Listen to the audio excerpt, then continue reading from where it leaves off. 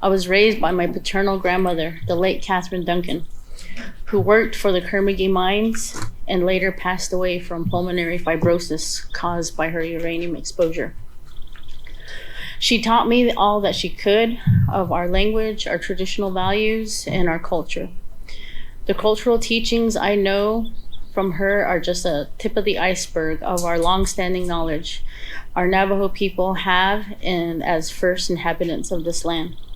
My aunts and my uncles continue to teach me these values, but a lot of this knowledge has been lost due to the extractive uranium industry.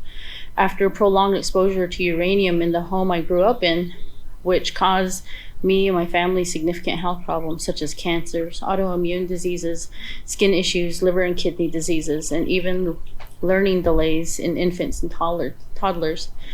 I was displaced off the reservation into Gallup, New Mexico. I knew the move would provide my children with the safest environment free from uranium exposure, but when you move off of your tribal lands, your ability to practice your language and your culture becomes more and more challenging.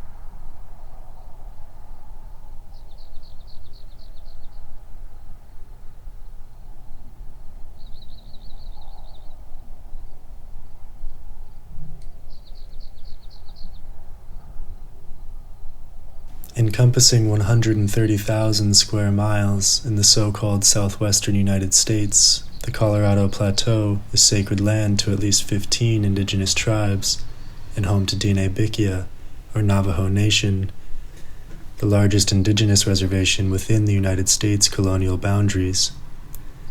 The Plateau is also the richest uranium province in the country.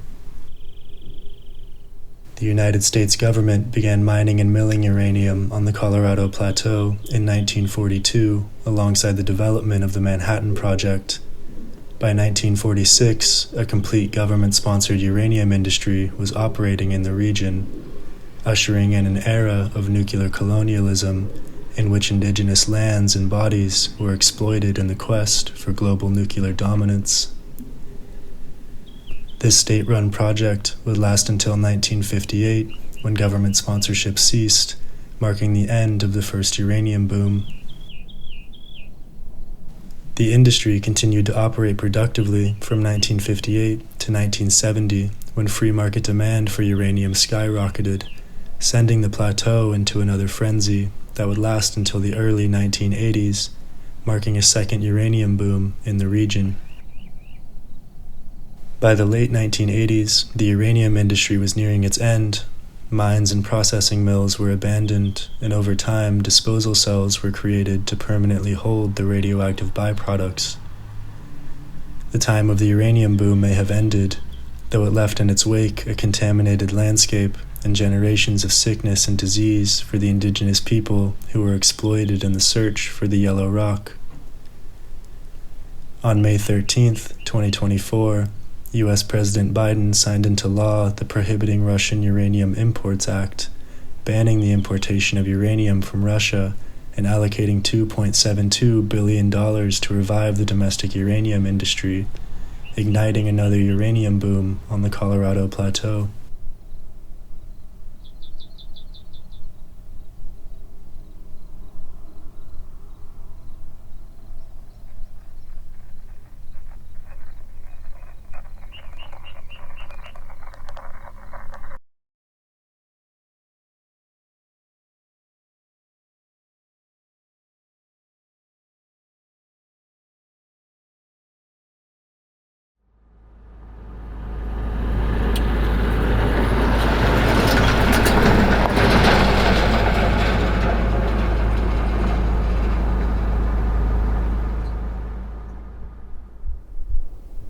In speculation of the Russian uranium imports ban, Energy Fuels Resources began operations at 3 uranium mines in December of 2023. The Pinyon Plain Mine in Arizona and the LaSalle Mining Complex in Utah are among the first nuclear colonial infrastructures of the new uranium boom.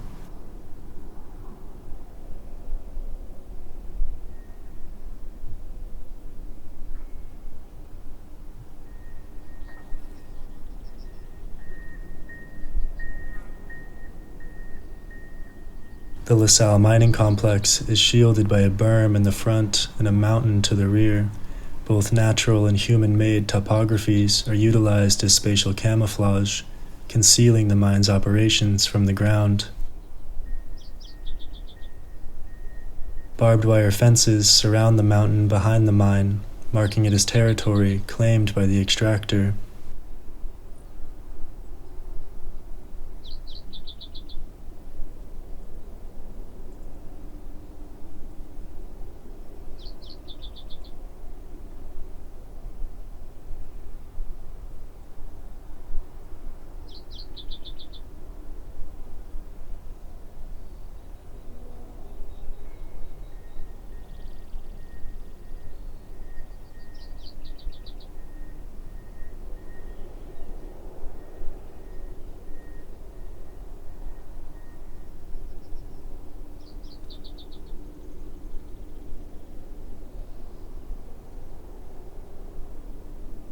Ventilation shafts protruding from the earth indicate the sprawl of the underground mining tunnels, consuming the mountain from within.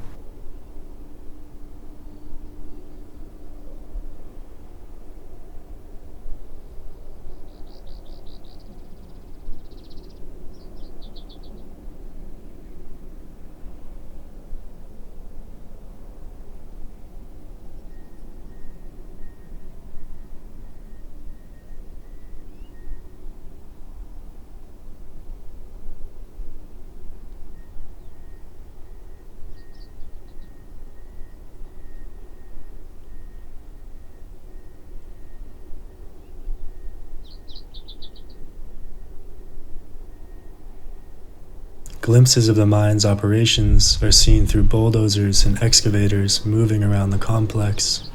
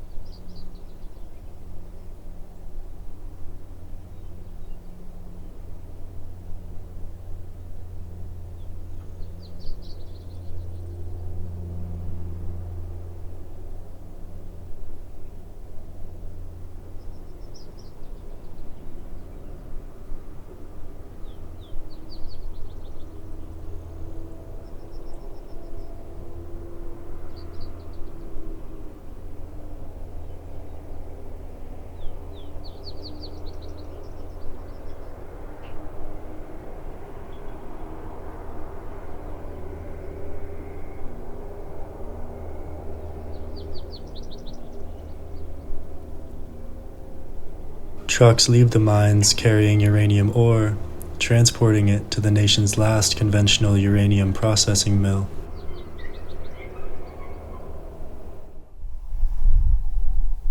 The White Mesa Mill operates just 5 miles upwind and upstream of the Mountain Ute community of White Mesa.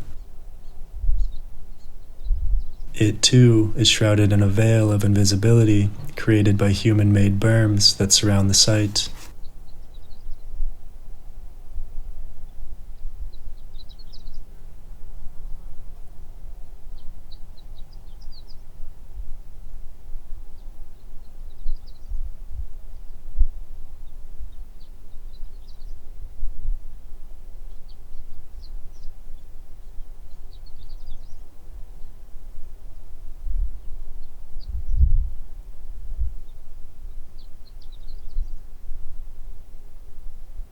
I was born in White Mesa, Utah, and my people have lived on or near the reservation for as long as I can remember.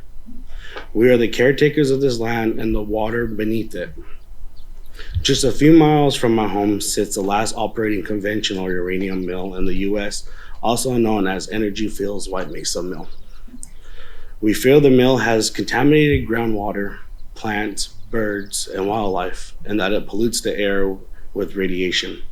Our ancestors' remains were desecrated to build the mill and continue to be buried radioactive waste near them, which impacts us spiritually. Sometimes when the mill is running, it smells like chemicals near my house. Our young ones are starting to get asthma, and nobody knows why. They never had asthma before. We are concerned about pollution in our well water. Most of us don't drink our tap water. We purchase bottles of water. The water underneath the mill is becoming more and more polluted and is moving towards our community. The acidity of the water is increasing and heavy metals are rising. We used to drink the spring water for our ceremonial purposes. We don't do that anymore. We used to hunt for animals near our homes. We used to gather plants for medicine and for baskets and to eat. We don't do that anymore as well. It's no longer just a uranium mill. It's now acting as a low-level radioactive waste repository, because now they're accepting various waste streams. The state of Utah regulates the mill, and they keep relaxing their standards, so the mill stays open. It's hard to live close to the uranium mill. We want to be free from the fear of getting cancer. We want to spend time outside without smelling chemicals. We want to use spring water for ceremonies without fear. We want to gather herbs and hunt without worrying whether the herbs are safe to use and whether the meat is safe to eat. We're concerned about the health of our young ones and our elderly and our youth community. We want the mill to shut down and properly be cleaned up. We want the mill and its contamination to be moved where it can't hurt any living things.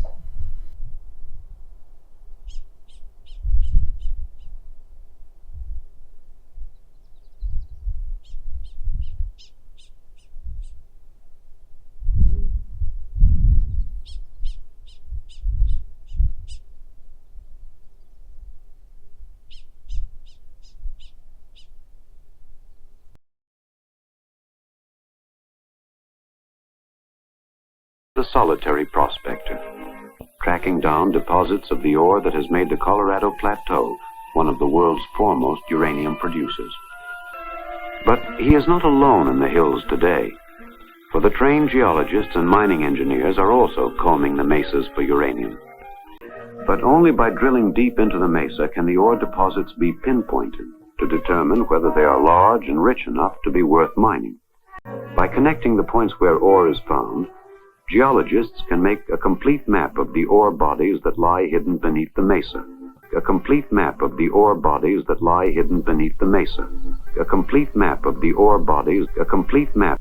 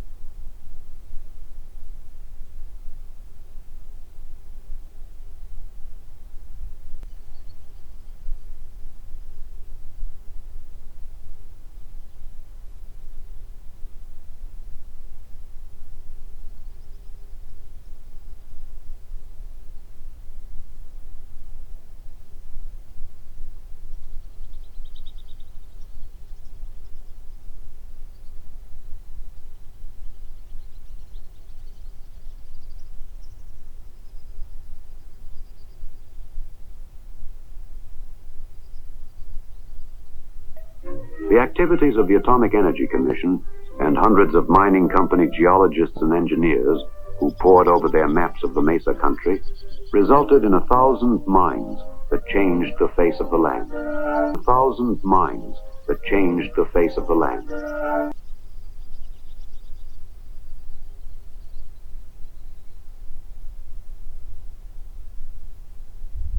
Going back into history, the government established uranium mines in isolated areas with language barriers, no understanding or translation of what uranium is or what radiation is. How do you explain what you can't see, touch, or smell? The government was aware of the risk and the dangers, but failed and neglected to inform our people. As it is, the federal government puts its indigenous people at risk, never returning to check on the people and the land. There was no respect for people living on these lands, and certainly no respect for Mother Earth.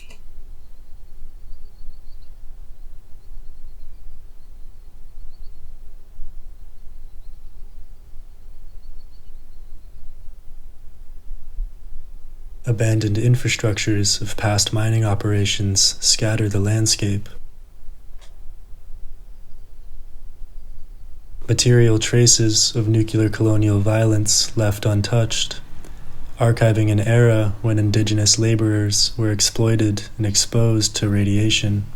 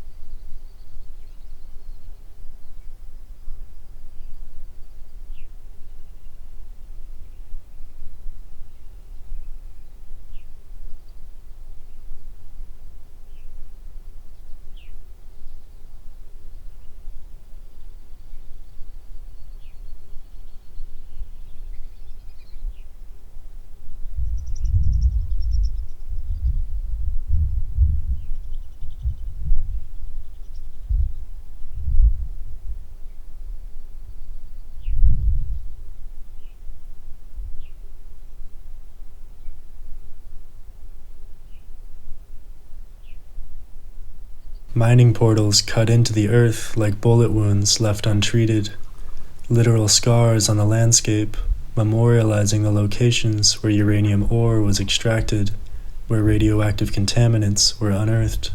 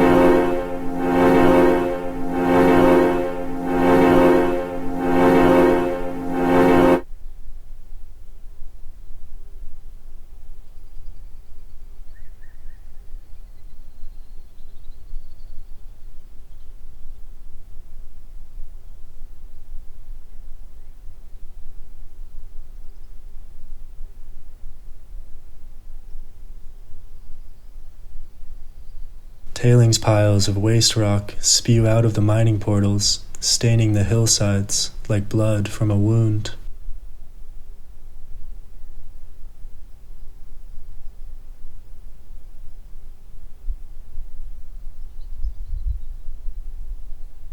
On the mesas, the tailings form new, strange topographies, hills of radioactive earth removed from below and discarded.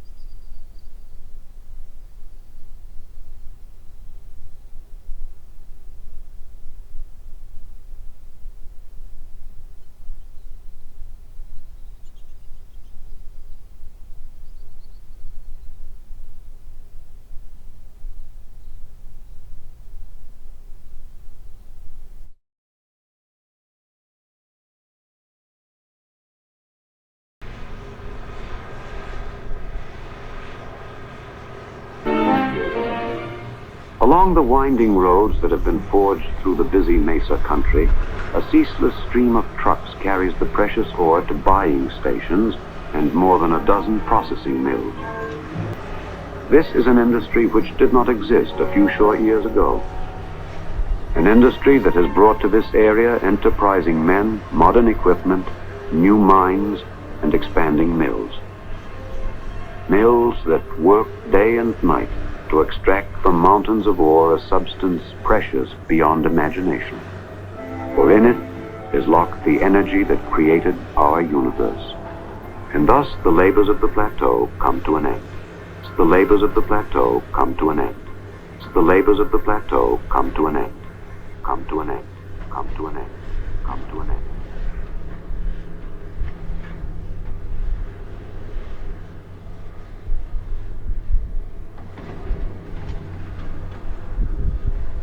Milling sites that in the past processed uranium ore into yellowcake now exist as radioactive waste dumps. What was previously the Moab Uranium Mill is now a pile of 16 million tons of radioactive tailings on the shore of the Colorado River. For 68 years, the radiation has seeped out of the pile and into the largest singular water source in the western United States.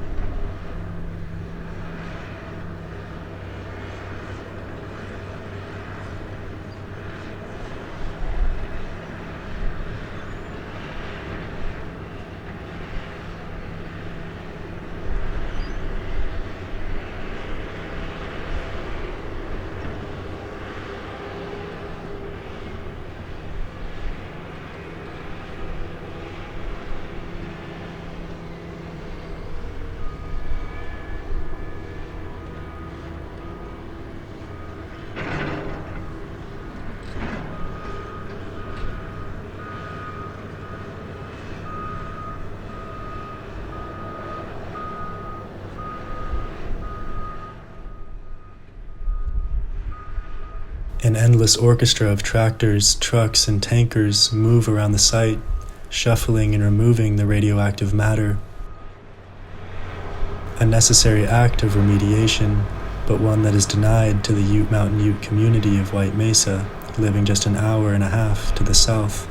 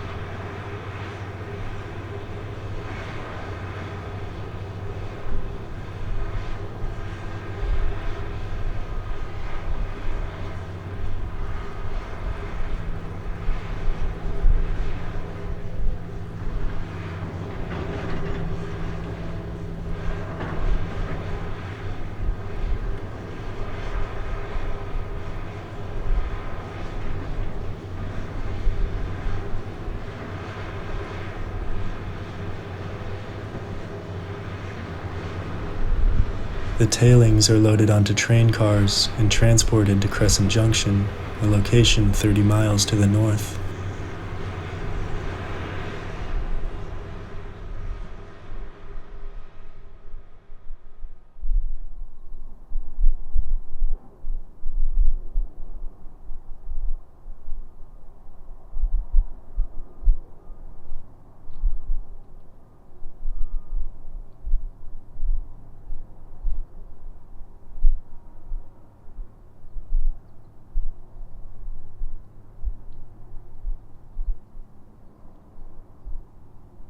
Here, the radioactive tailings are laid to rest in a disposal cell, a radioactive waste site intended to last for 1,000 years. Material byproducts of nuclear colonial extraction put into a pile and covered with a layer of plastic and gravel. Hidden in plain sight, the harm is made invisible, though it does not cease. There are 26 disposal cells on the Colorado Plateau, each containing millions of tons of waste rock.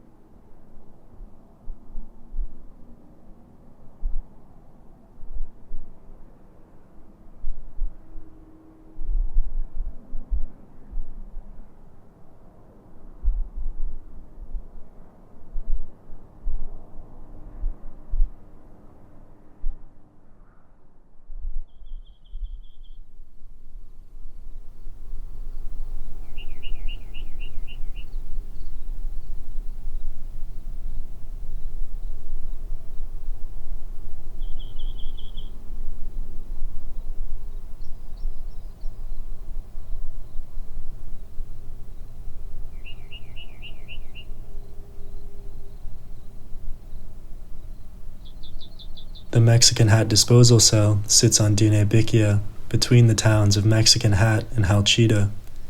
The radioactive tailings are piled directly on top of the earth, allowing its contaminants to seep into the ground below, eventually making its way to the San Juan River, flowing just a mile away from the site.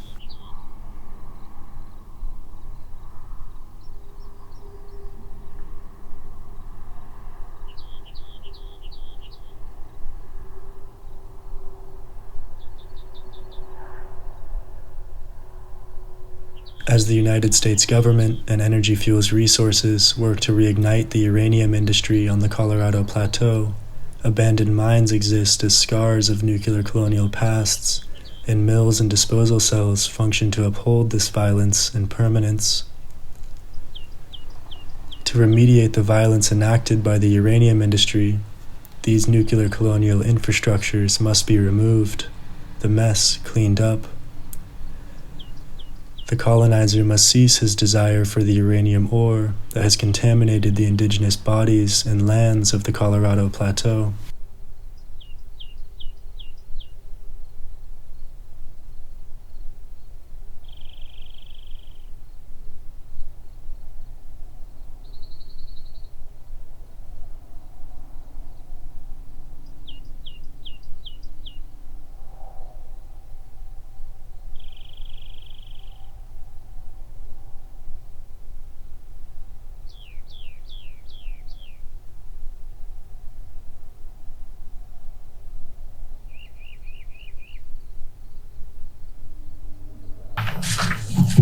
The uranium mining industry has not only stripped the land of its natural resources, but also poisoned our groundwater and has left radioactive material in open mines in our community. Extractive mining and the United States government neglect of its responsibility to clean up these mines has harmed the land, poisoned our family and communities, and continues to cause harm by forcing us to relocate outside of our tribal communities and lose touch with our language and our culture. We want our voices to be heard and understood. Our community and people deserve justice not only from the extractive industry, but from the government entities that were involved in the decision-making of mining and milling these lands. Our children's rights to a clean environment have already been affected. Our children's freedom to practice their culture has been impacted before they were born. Thank you for the attention on this important matter.